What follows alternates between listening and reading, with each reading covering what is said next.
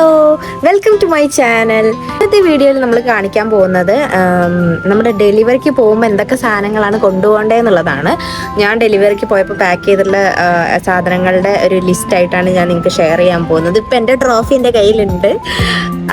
അപ്പം ഞാൻ മുന്നേ എടുത്തു വെച്ചിട്ടുള്ള കുറച്ച് വീഡിയോസ് ആണ്. അത് ഞാൻ നിങ്ങൾക്ക് ഇപ്പോഴാണ് എനിക്ക് ഷെയർ ചെയ്യാൻ പറ്റിയത്. അപ്പം എല്ലാ അമ്മമാർക്കും ഡൗട്ടായിരിക്കും എന്തൊക്കെ സാധനങ്ങളാണ് പാക്ക് ചെയ്യേണ്ടത്. അപ്പം അമ്മയ്ക്കും കുഞ്ഞിനും എന്തൊക്കെയാണ് വേണ്ടതെന്ന് നമുക്ക് നോക്കാം.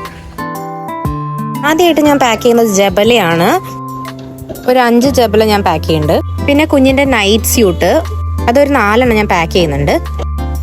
ലങ്കോട്ടി ഒരു 4-5 ഞാൻ പാക്ക് ചെയ്യുന്നുണ്ട്.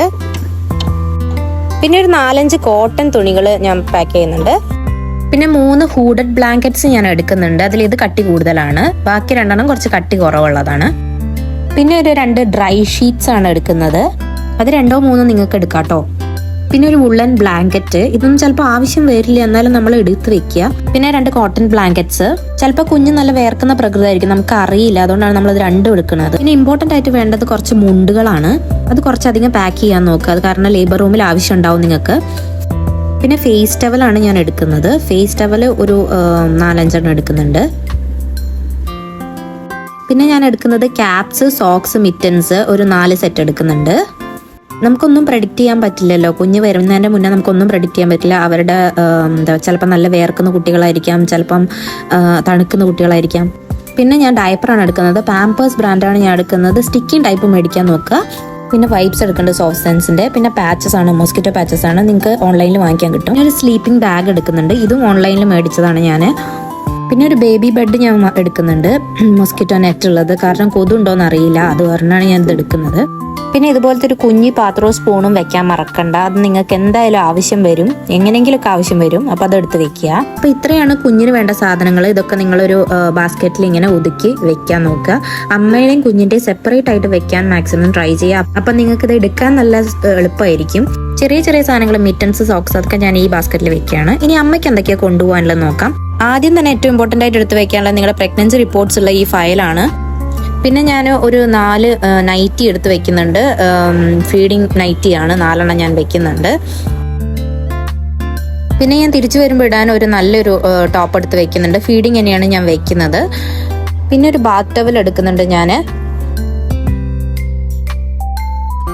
പിന്നെ ഒരു 3-4 ഫീഡിംഗ് ബ്ര ഞാൻ എടുത്ത് വെക്കുന്നുണ്ട്. ഫീഡിംഗ് ബ്ര ആകുമ്പോൾ നമുക്ക് കുറച്ചുകൂടി കംഫർട്ടബിൾ ആയിരിക്കും ഫീഡ് ചെയ്യാനൊക്കെ. ഒരു 4 ഞാൻ എടുക്കുന്നുണ്ട് കേട്ടോ.